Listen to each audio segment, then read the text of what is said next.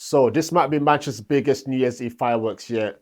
With 20,000 people, live entertainment and stunning views at St. Peter's Square, fireworks will light up the sky from Central Library's iconic building for the first time. It's going to be a family-friendly event and a night to remember. Expect great fireworks.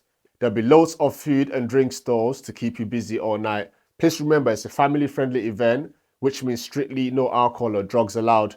Security is going to be really tight and they'll be searching people all night. There'll be no tram services through St. Peter's Square from 8 p.m. Entry is strictly first come, first serve, so please come early.